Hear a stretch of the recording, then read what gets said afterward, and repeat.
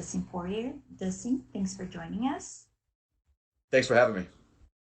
Our first question, our first question is from Jay Anderson with Cage Side Press. Hey, thanks very much. I just wanted to get you to talk a little about this matchup. When you hear how excited the fans are for this particular pairing, I mean, is that a little bit more extra motivation for yourself? Yeah, those are the kind of fights that I want to be part of. I want to be involved in fights that fans are excited about and on their feet cheering as the fights go on. And these are the kind of fighters that I want to fight. Guys who bring those action-packed fights. And I don't want to take anything away from Dan in this because he is a dangerous opponent. But was that the first name you were looking for in this return? Was there talk of the Connor and Nate fights ever actually happening or anyone else on the radar? No, I think the UFC wanted to book me and Dan after his win, and we were supposed to do it in San Diego, and obviously the pandemic hit, and here we are doing it at the Apex in Vegas. So I'm just excited that it's happening.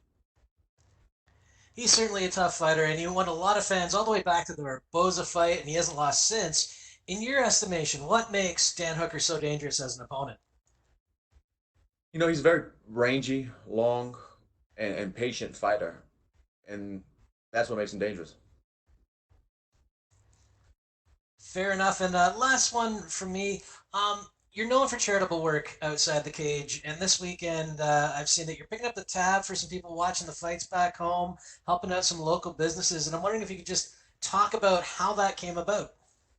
Yeah, um, we were thinking about putting something together this last minute. We didn't have a whole lot of time to prep with the foundation and meet with the board of the foundation and get things moving. But we had some other stuff after this fight. You know, I'm going to auction off my fight kit, and the money we make from it's going to go to this cause with the local business in Lafayette. But also, we're putting together a back to school drive and a Unity 5K, and we have a bunch of other stuff in the pipeline. But for this particular fight night, from five to close at a local restaurant, locally owned restaurant, we're going to be picking up the tab for everybody's food there, and just to give back to the local business and give back to the people of Lafayette, Louisiana. Let them have a free meal. Let them come together and talk over something common, talk over fighting a fighter from that area. It's just good to bring people together and to boost the business. Well, congratulations. It's a great idea, very commendable, and I wish you all the best this weekend. I appreciate it. Thanks, man. Our next question is from Julian with Independent Media. Julian, your line has been unmuted. Dustin, how are you, brother? Yep. My colleague just asked basically the questions I wanted before this, but I just want to know from you also, Dan is obviously the up and coming, chasing that title now. Also, do you feel there's a pressure on yourself to get past this one and get back in the title contention, or do you just feel like you said before, this is also exciting matchup for yourself personally? I just need to perform and win. Winning solves everything in this sport. I need to get in there and get my hand raised, and then we'll reassess the situation of the lightweight division and where everything's at and what could possibly be next. But right now, I'm just focused on performing on Saturday night. And then just on based on city kickboxing in New Zealand, how excited are you as an MMA fighter, and in terms of the way MMA has grown also in New Zealand, and guys like Dan and Izzy them are coming up and making such a big impact like yourself also on the UFC platform? It's great. It's great to see the sport grow. It's great to see the sport evolve. And they do have a very solid team there at City Kickboxing, two world champions, contenders. So they're doing the right stuff. They seems like they got the right coaches and a nice facility. Thank you so much for your time, Dustin. God bless. Thank you. Next question is from Danny Segura with MMA Junkie. Hey, Dustin, you've talked about how this has been the longest layoff of your career. Wonder now that the fight's just a couple days away, how was that experience with that layoff? And was it nice to get some sort of time off from competition? Yeah, it was nice it was forced. Of course, if it was up to me, I would have been in the gym and fighting way before this, but it was a forced time off. And sitting on the sideline, I got to reassess everything, got to just enjoy life, spend time with my family, and put things into perspective. And it's been a long layoff, but coming back fighting in these times, it's nothing's the same right now. So it's even weirder coming back and being quarantined in the hotel, and it's just different times, man. But it's exciting. Yeah, and part of that layoff, obviously, you just said it was forced. It was that that hip surgery that you had. You know, sort of a nagging injury that you've dealt with. How do you feel, and how's life post surgery? Did it address the issues that you had? Sometimes I feel a little discomfort or a little tightness, but I'm in a lot less pain from day to day than I was, and I think I have a little bit more range of motion. I feel good. My body feels good.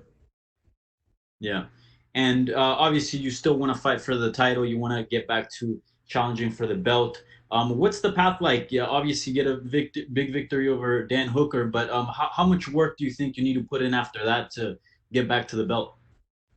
I honestly think with the win over Dan Hooker, I'll be one fight away from another title shot. Mhm. And I know this is not regarding your fight, but it was still news. Colby Covington left ATT, and I know you guys had a little bit of a rocky relationship.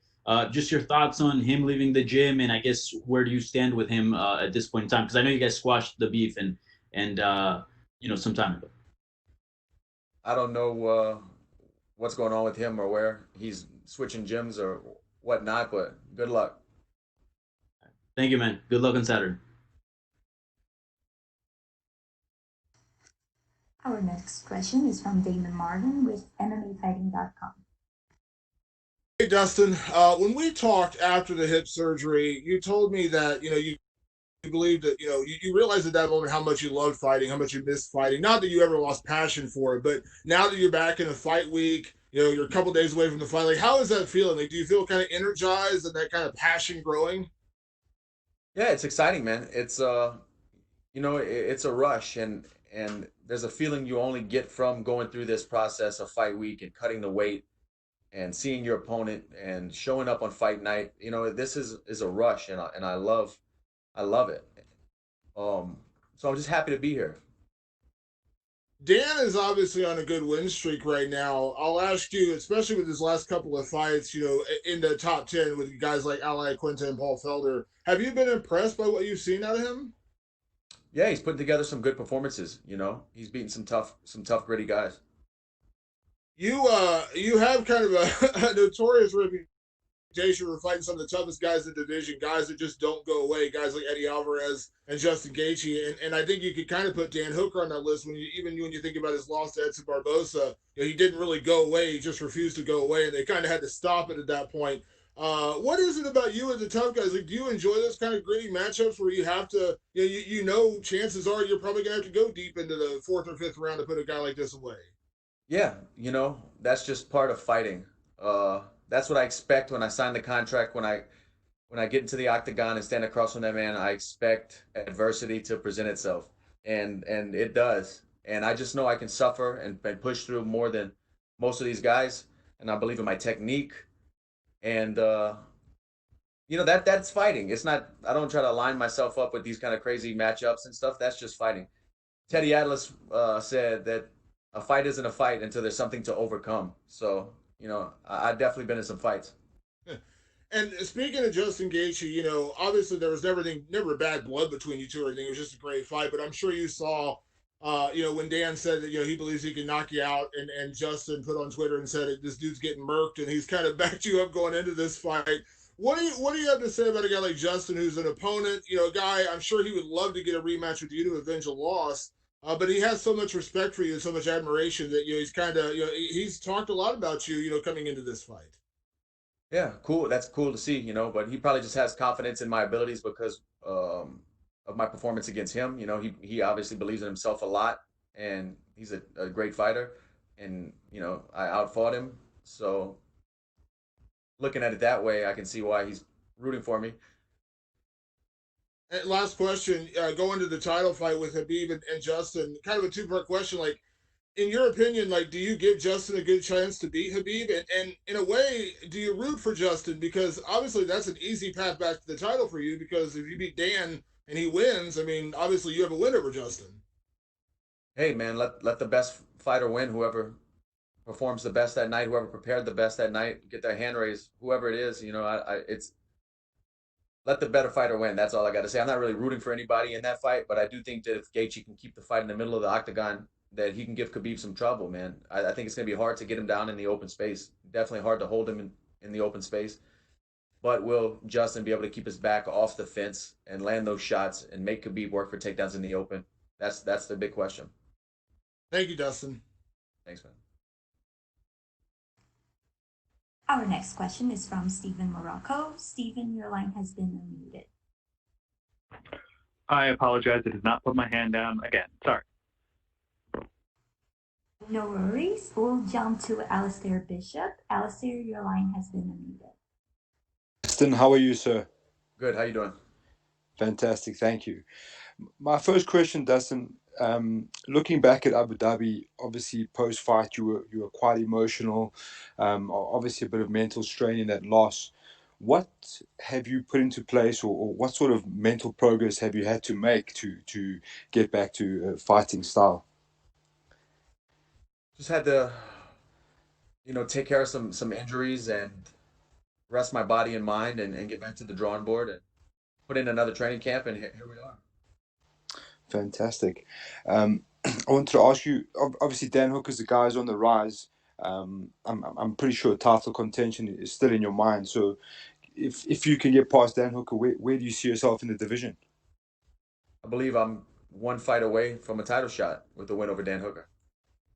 And welterweight, is that something that's on your mind at all?